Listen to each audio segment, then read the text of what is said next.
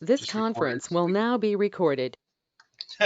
Just like you spoke, Jing, it just happened.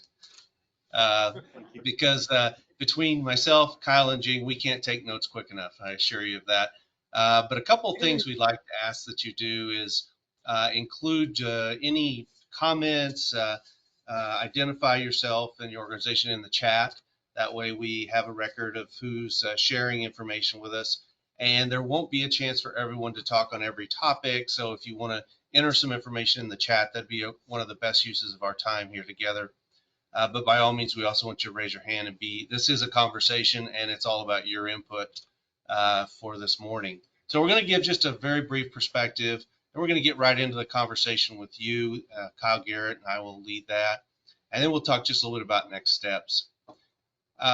Just as a reminder, what the heck is adaptive route optimization? It's used every day for every package that's delivered at your door. Airlines use it, many agencies use this, but a lot of that is point to point. So taking things to nodes, and we are winter operations, right? And we're doing segments. And so the industry is not as mature for doing things along servicing segments. But the concept and the potential for savings is big. And so we just wanted to remind you that it's really, it's just a method for dynamically routing based on your agency's goals. So certain roadway goals are higher levels of priority, in addition to the weather that's actually hit you or hit your streets, the traffic conditions, the resources you have, and the other constraints that you live with every big winter storm that you're faced with. And I'll get more into that in just a second.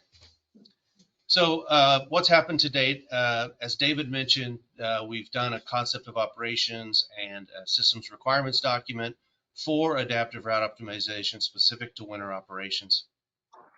And now we're at the point where we want to do a feasibility and readiness research evaluation, look at what are the gaps, what are the issues faced by agencies, and to just engage with practitioners like yourself to understand where are the issues that would prevent something like this from being adopted, used, understood, sold to upper management, etc. And so that's what we're doing today, is having that conversation. Today's conversation is more geared towards the management side of winter operations. For some of you, you've seen this graphic before when we had our kickoff meeting, and it's really just reflecting all the constraints you live within as you try to manage through a winter storm, starting with what truck drivers you have, what trucks you have, what materials you have, and is it all in the right place, along with the service goals your agency has for different roadways or different areas of your roadway network, what weather has hit you and the type of weather that is, and the temperatures that are out there, any road closures or crashes or backups due to those, so that in some cases you just can't get to the roads you would normally plow, as well as snowplow and operator feedback. That's working with supervisors back and forth with those operators on the conditions they're facing. So adaptive route optimization is saying, what is the best solution out of things I have going on within that circle? I like to think of it a little more simply, that you open up your fridge, you're really hungry, and you've got someone coming over that you want to make something good. And so given the resources I have, you enter in, I've got 2 apples, some banana peppers, some butter, and some eggs. What is the best possible outcome? What is the best possible dish I can make with the ingredients I have? And that's sort of the concept of adaptive route optimization. Here's what I got. I don't have all my material in the right sheds. I don't have all the drivers I need, and I don't have enough trucks operating, but I know what my service goals are, and I know the weather that's hit me. So what is the best outcome, and how do I minimize the amount of time my crew's out on those roads? But how do I prioritize?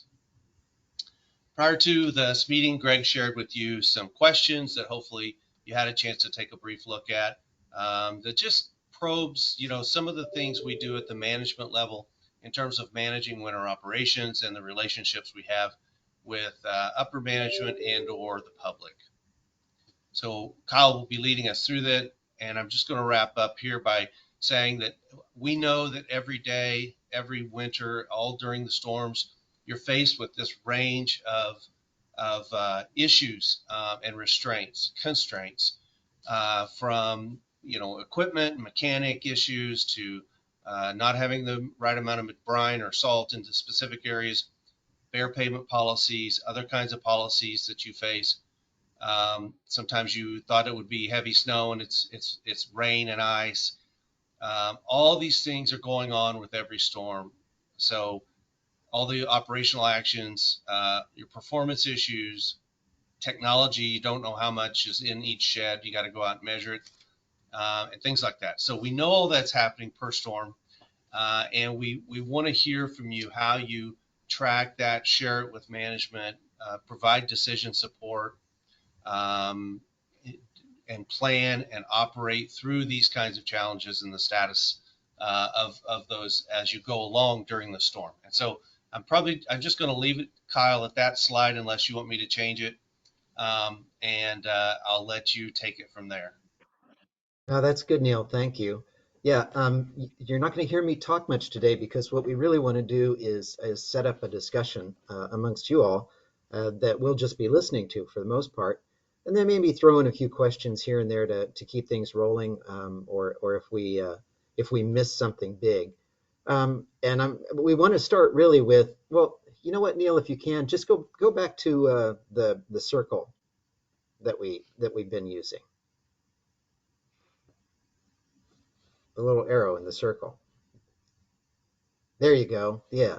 I like to use this because it's a simple way to get us started.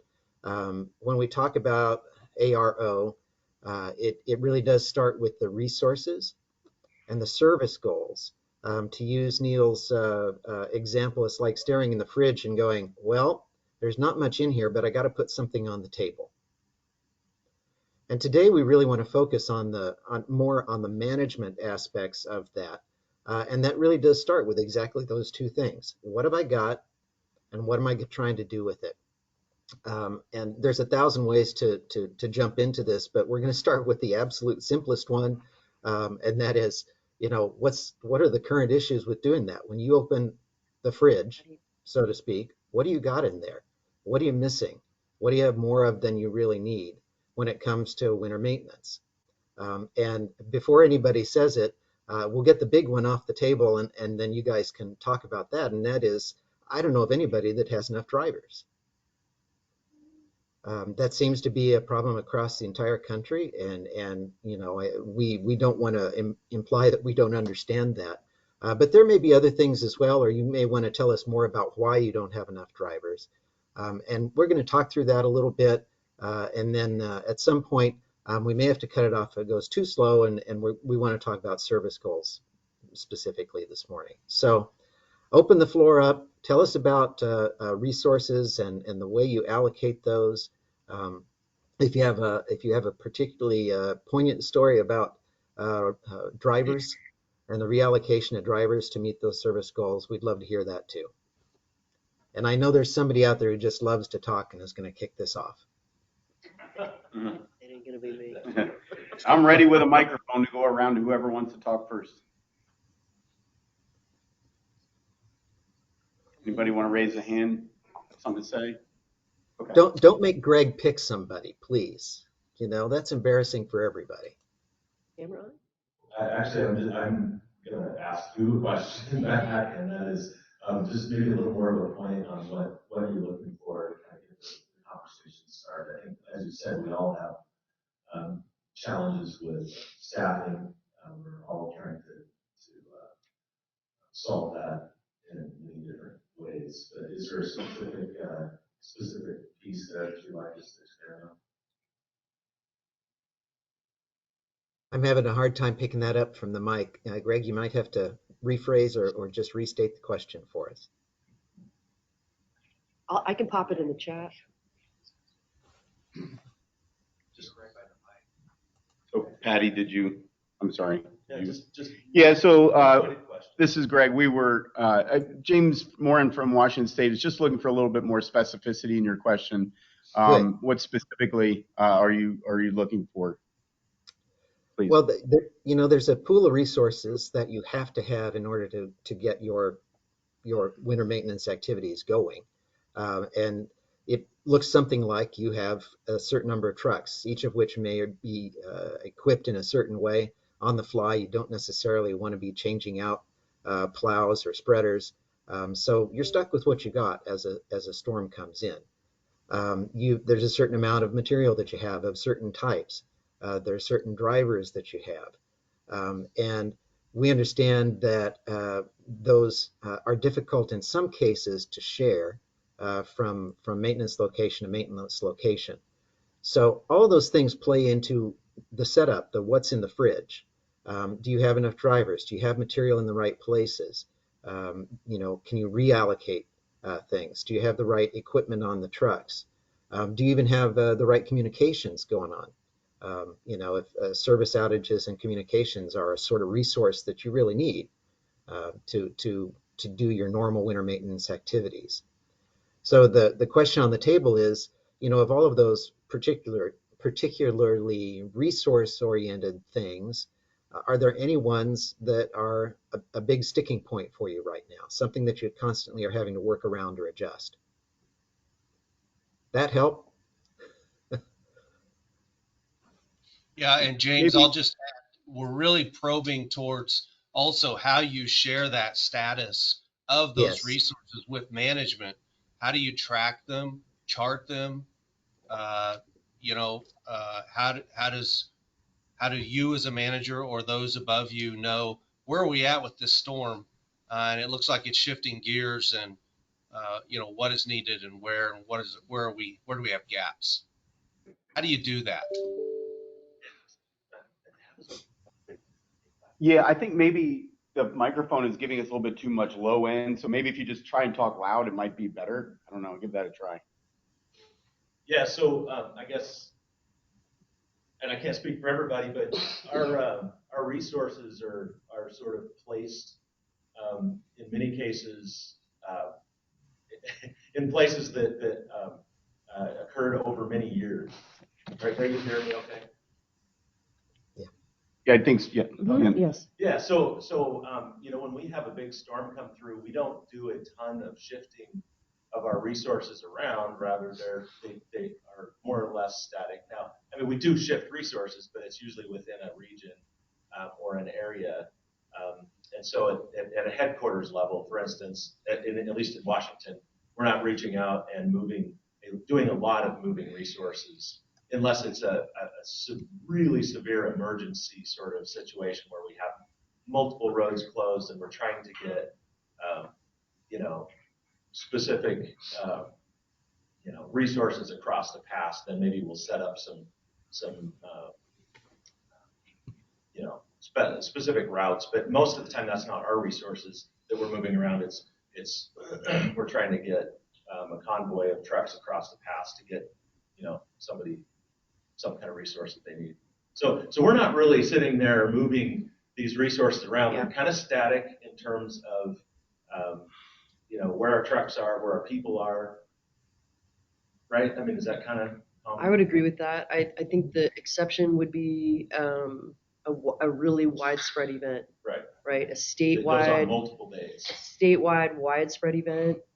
Then we kind of start communicating. But if it's happening in like the southwest region of Oregon, for example, those guys just kind of deal with it. They do the best with what they have and focus on the highest level of service Within a roads. region, Within yeah, they might take. there are a couple two trucks districts, out of but this right, area, move yep, them up, yes. Yeah, it's like the storm response is the command and control structure of the storm response is pretty decentralized. Yeah, for sure. Until it reaches a critical mass that says, okay, we're going to kick in an EOC and the state gets involved and that sort of thing. And that was a Clear Roads project that you all had several years ago. Yeah. With respect to that, that structure, that response structure. And I think so much of it is driven by what the outcome is as opposed to what the inputs are. I mean, traditionally, you've got your levels of service set, and if there's a localized event, something that's very localized, where you can afford to bring resources from another place in, it's like you don't want to leave these places exposed, right? So I think one of the things that is going to be difficult to overcome, not difficult, but an important thing to consider with ARO is this command and control structure in how you actually can do this. And because it's decentralized, you don't necessarily know how everybody's doing at one point, like with a dashboard or whatever. Right. Even when we activate the statewide activation of EOC, it's really the region EOCs and region command and control that knows where all the trucks are. If we want to know, we've got to go talk to them. Yeah. In North Dakota, on a traditional, any storm, we're 10% down to start with, right? Yeah. There's people sick, lame, lazy, Sure. or on vacation. Oh, Sick, lame, lazy, or on ouch, vacation. ouch. Basically, we have a Sick, truck lame, for every lazy. operator, not 24-hour operations. So trucks are typically okay. We have some breakdowns, but we can get by. The big storms, when this really would benefit us, I see the benefit in that all of a sudden we have to start pulling people out of trucks and into snow blowers and into the loaders with snow blowers. Those big events, you don't have a body for all that other ancillary equipment that's very important in a major storm. Right. For the road. So for that Southern Oregon example, or James's example there in Washington, you've got these fixed routes, and let's say I'm the supervisor and I'm down 15% on my people or trucks. How do I decide which routes, do we just all go try and hit the same ones and some just don't get hit, or how do they do that? They don't really, well, I'll start a little bit before, I'm going to back up just a hair, but what we've come to find out is level of service doesn't really kick in until there's a widespread event, even in a district or a region, right? So the day-to-day, like normal low-level storm, out anti-icing, they do that everywhere. That's happening everywhere, regardless of level of service. When the storm comes, and then when the storm hits, then they shift to focus on level of service. So those level of service D, C, they aren't getting much attention, and they're focusing on level of service A and B. So, and So then once that shift, how do they make that decision? Like, we're starting to lose, this is heavier than we thought. We're starting to lose this. How do they know to make that shift? I think it's literally just when the storm comes in, because prior to the storm, they're out anti-icing and they're hitting everything, because when you get a little bit of frost or But Patty, don't you? a slight whatever, they get a bunch of slide offs or accidents, and then that takes their resources over to those accidents. So they want everything to be treated, but then when the actual 1 inch an hour starts happening. But don't you have, so we have priority routes. Yeah. And so there's certainly, it's not like we're going to hit everything always. It's, right. It's, I agree, however. Well, no, but especially to answer his question, where you have half your staff that's not there. So, if you're really resource constrained, we're going to go to those priority one routes, yes. priority two, and sure. we're going to wait. Yes, agreed. Yeah. If you're resource constrained or the storm is dictating, and you're not necessarily resource constrained for,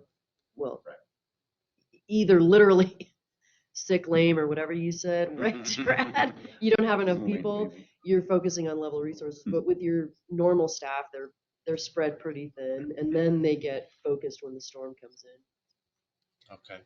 And then the other thing is we've had where the EOC opens, if it's more than one region getting impacted, but they only, this last storm that we had in the valley, for example, but they only brought in those two regions, and they did not open, the other regions weren't present, which I thought was a little bit odd.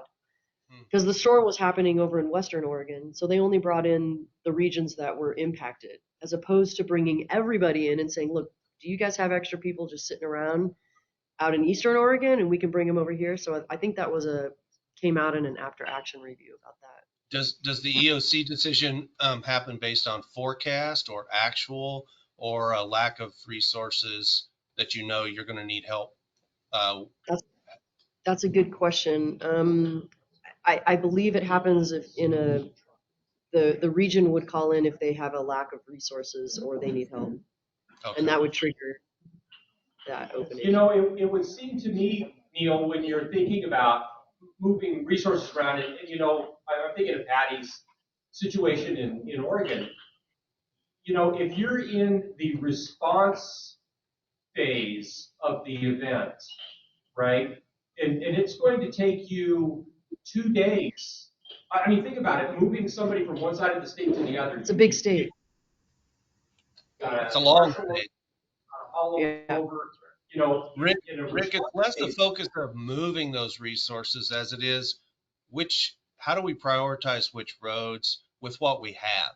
So tweaking, maybe, you know, you go further on a route than you did with boundaries, or, you know, not like, oh, the storm's in us and we're going to start moving salt all over the state and all that. It's more, how do we adapt to what we got hit with, given the resources we have at hand? Just to clarify that. That's where you go to the priority routes. Yeah, that's and I mean, to give you an example, focus on we have priority an routes. area that has a priority 1 that's I-90, priority 2 that's 82, Interstate. Highway 80 interstates, priority 3 that's Highway 97. And literally, we have an area with at least 1, 2, 3, 4. So Yeah. it's really easy. And the snow builds up on the priority 3 or 4 road Yeah. until the others are Right. fully functional, and then we try to peel people off Yeah. if we have staff. Yeah. And sometimes those will go untreated for 2-3 days. Yeah. Same. Same. Doug McBroom, Montana. I think the tough thing to wrap our heads around when you started the conversation out was moving of resources, because I think most. Yeah, go ahead. I think most state DOTs are like Washington and Oregon. I have 116 garages, and there's equipment that's assigned to those garages. They have priority routes within those garages. So when we move things around, if we do it all, our first resource to move around is usually after the storm is hit is equipment. Second thing to move around, maybe, and this is very rarely, is people.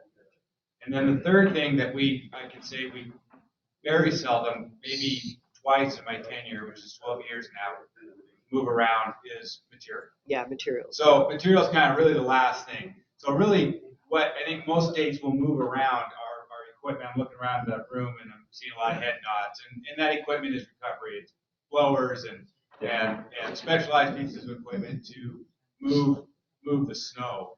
But if you're talking about control and command at a centralized location, I don't believe this group, you're going to have a lot of luck with it in this group. It's all decentralized, and there's all priority route that's already been established prior to my even being born, I'm sure. But I think the one thing we moved in Nebraska, we moved equipment with an operator typically. So Same. you got a blower that's got to go someplace. There's an operator that goes with Same. it. And that, it's coordination between We the do. districts with help from the headquarters. Yeah. Same. And Did you get that, Neil? Yeah, I got it. And so let's say, you know, in any of those examples, you've got this storm and you've shifted to priority routes.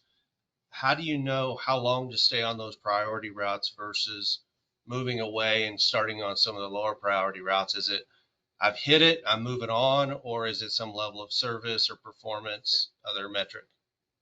Yeah, level of service. And weather, right? I mean, if the storm is still going on and they're going to have to do another route, they're going to stay there until the storm but I guess subsides, to put right? a finer point on that, if you're on a level 1 for us, a high priority route, you're gonna stick with it to keep that level of service, and you won't leave it to go to a priority 4 until bet. you're confident that Yeah. either the storm has passed or that you're Correct. absolutely confident that that road's going to be able to hold for the amount of time it takes you to go Yes. before Exactly. back. Exactly. Yeah, And we, and we're not. Go ahead, please. I was just going to say, we've moved resources up to the Portland area, which rarely gets storms, from Southern Oregon when it's sunny and warm down there, and a strange storm hits in the Portland area on the gorge, the Columbia River Gorge area. Yeah. We have done that, and because they don't have weather down there, they drive all the way up, and they drive the snowplows up there, and that's challenging because they don't know the area, they don't know the traffic. Traffic is hugely different compared. I think that's really key, and some examples of that is you can, even if you have standardized trucks, if you're moving someone from one area that they're very familiar with to another, they don't know that Yeah. where they're plowing on the road and now they're going over and overpass, and if they don't flatten the plow, Right. they just dumped a ton of snow Yeah. on somebody trying to drive underneath, Yeah. and they don't know where those bridge Joints are, joints. curbs bump in, Yeah. and so you end up ripping plows off. Or they're not used to driving with a wing, Yeah. or they don't have a wing and they're used to driving with a wing. Yeah. So Let's say it was a localized. It doesn't. I mean, first of all, we're not selling anything. We're probing ideas. Sure. Let's say it's decentralized. It's a tool, and I've got my storms hit. I've got my routes. I've hit my prioritized routes, and I just lost my tow plow. How do you guys adapt to something like that? Just double the trucks up. You had more hours. Again, it's all priority. Say it loud. It's all about priority. I mean, Yeah. just make the decision on the fly, really, that you're out there in the storm and piece of equipment And goes down. you would know which routes are going to suffer from that, but still, you just got to prioritize. Yep. Yeah, to me, that's where the supervisor, It's quite really, honestly, you can't, just makes the call on the fly, and it's based on their understanding of the priorities. you just can't plan. You just can't plan for it. Well, you Yeah. do plan for it. That's You why do. you have their priority You do. routes. Yeah. That's why you have priority routes. That's the plan, right? Is Until focus the- resources until the there. state patrol says, "Help me." that is as far as the plan goes, I think, is priority routes. Right. And as you said, I think Patty, you stay on that priority route. If the weather camps out on top of it, you just stay on that route. Yep. Okay. Yes. Okay. We got a couple other things that we want to ask about in the time we have left. Sorry. And we've talked a lot about how local action becomes when you're in the middle of it. And we talked a little bit about the activating the EOCs and whether that actually makes a difference or not. What I haven't heard anybody say is there a point at which it does go above the supervisor's head? Is there a point at which some sort of somebody in the EOC or a higher level manager has to start calling around and saying, we are in desperate straits, you got to send somebody over this way? Does that ever happen? Yeah, within the region heard it, structure, it would, Yeah, this is James Morin speaking right now. Sorry. The superintendents, within a region, they'll constantly be talking. Yeah, actually, superintendents even between regions, ideally, are talking. And then maintenance engineer would be the next step. It's just super rare that at headquarters we're. Now, I mean, if we're aware of something, we might facilitate some conversation, for sure. But I think it's very common in a big storm that you'd have superintendents on adjoining districts, or whatever the term you use in your state, coordinating their efforts. Sure. And one crew might bump across to help out. That happens a lot on our passes. For instance, on Snoqualmie Pass on I-90, they'll pull up folks from Seattle that are adjacent, and are somewhat familiar. I think this is Mike in Nebraska, and I think the exception to that primarily would be if we've got non-adjacent districts that are sending aid. Then we tend to get more centralized. Yes, I would agree with that. Recently, I think it was 2 years ago now, maybe 3 years. Oregon had there's 5 regions, 14 maintenance districts, and every region had to come up with their extreme weather, what would trigger them to contact the state maintenance and operations engineer and kind of trigger maybe an EOC or a shifting of resources. They did come up with that. I'm not sure how useful it is. I'm not sure if they're actually following it or not, but We had 2 years ago, we had Did this come up with James, 2 years ago, we had a big storm and lots of times when we see something really big coming in, we'll have a statewide call with all of the superintendents and MEs, maintenance engineers. And, but it's more of an awareness than us saying, you need to do this or this. It's really kind of the maintenance engineers and their staffs articulating what their plan is and how they're moving equipment. And then, we're aware of it. If they need help, we can help them out.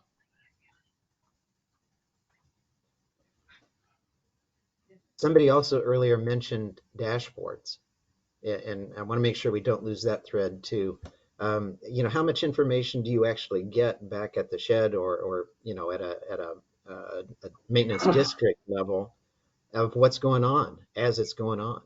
Or is that, I'm going to guess, is that something that's left for the after action reviews? What would you want on a dashboard if you had one? The dashboard seat's empty. Joe What did you do to Joe last night? Yeah, he did that to himself. What happened to Joe? Where's Joe? At 1:30, he didn't get in the Uber. Oh, no. But we have dashboards. I think a lot of people have dashboards. What we want is where's the truck? How many trucks are out there? I know our executive managers want to know. They'll call and, hey, how many trucks do we have on the road or something? And now that we've taught them to use the dashboard, and so they're very aware of how to use it. But they kind of want to know how many trucks are out there. Are they working? Where are they working? Of course, we want to know their speed and what they're applying and all kinds of details like that. But so we can tell how many trucks are out there, and if we really want to, we can drill down to who the driver is and all of that. That's based on your AVL Yeah. stuff? Yeah. In the absence of that, I think we rely on people entering that information into the emergency, whatever that is, right? This is Craig from Iowa. Our use of dashboards is more data collection and post-storm analysis and roll up for a whole lift season. We don't really use the dashboard per se during an event. It's more rolling up post-storm and then season total.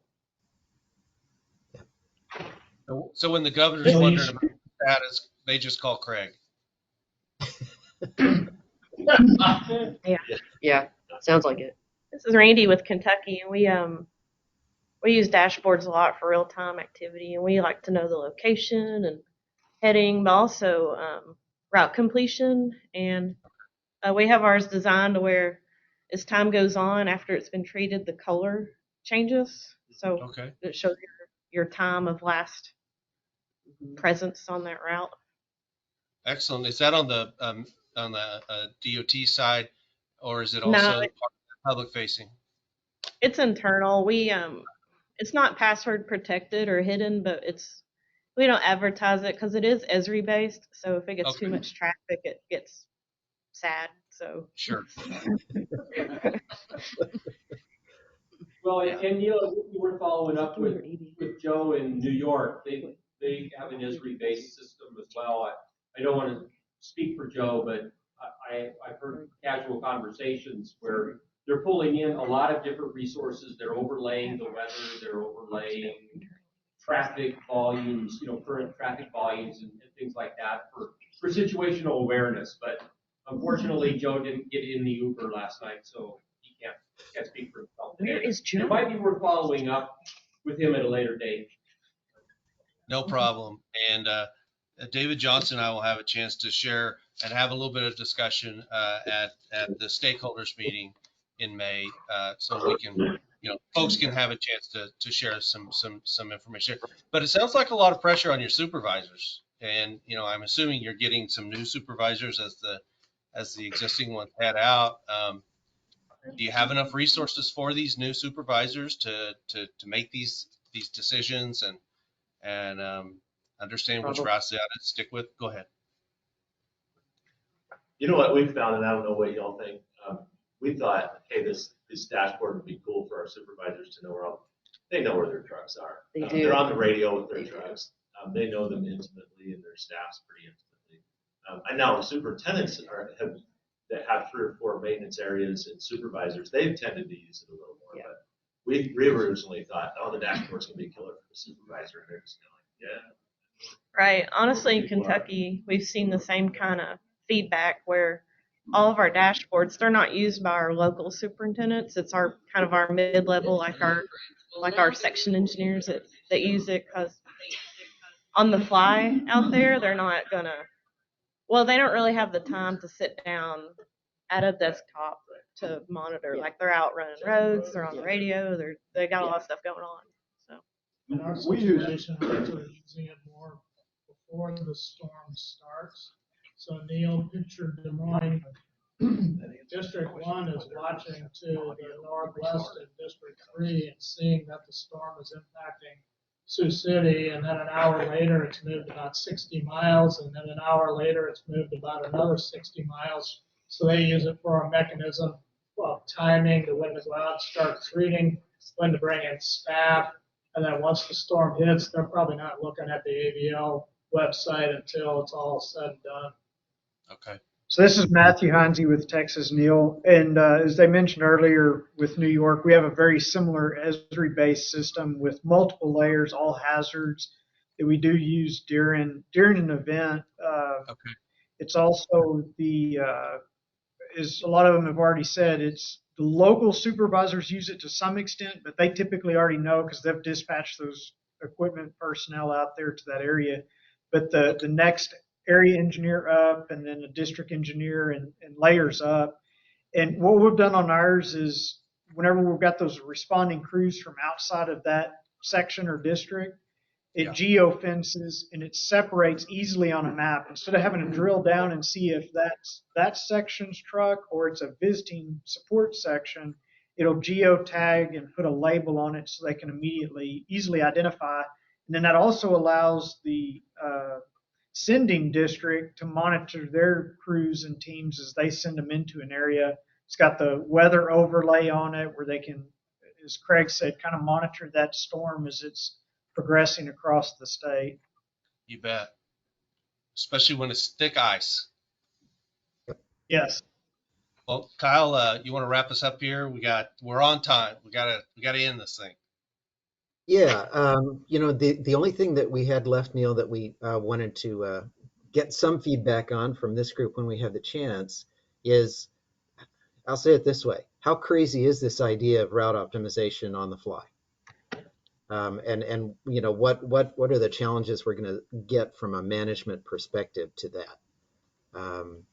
There's an awful lot that has to go into it, and we've talked about that. About how difficult it is. From a high level to look down into it and really affect change. But just how crazy is this? It's crazy. But why is it crazy? I think it depends on how dense your network is. If you've got a very sparse network, I think adaptive route optimization may not yield the benefits that you think you might get. But if you've got a dense network where you have options, right? I mean, think about using Waze to navigate where, they're giving you alternative routes and things. If you don't have alternative routes, you don't have a lot of options, right? So I would think in areas that have dense networks, I think it's very applicable. But in rural states and places where you don't have a lot of links, you don't have a lot of options to be adaptive, it's not going to be very useful. All right. Appreciate Brad, that. Go ahead. Workable I think that the technologies there with maintenance decision support systems has the big piece, and we have to marry it with the route optimization piece that a lot of states have already done to make it adaptive. And I think industry is going to have to come to the table and make this work. Unless there's a pooled fund like the maintenance decision support system, how that was developed, it's going to take a long time to get moving forward. Yeah. Or it works within an MDSS or something like that. Yep. All right. Well, first of all, thank you so much for sharing. You're a wonderful group to have these kinds of conversations with. Kyle, I'm really glad you asked that last question. And we appreciate being part of your meeting this morning. We hope you continue and have a wonderful rest of your meeting. And just thanks again for the conversation. We appreciate it. You bet, guys. I will. We've been recording this, and I will send you the recording, and I believe that'll also get you the chat box messages as well, so that you have. All right. Thanks for all your help and coordination, Greg. We really appreciate it. Yep. Oh, Thanks, no problem. everyone. You guys help save the day here, especially Craig. Thank you. Thank you. See you later. Bye-bye.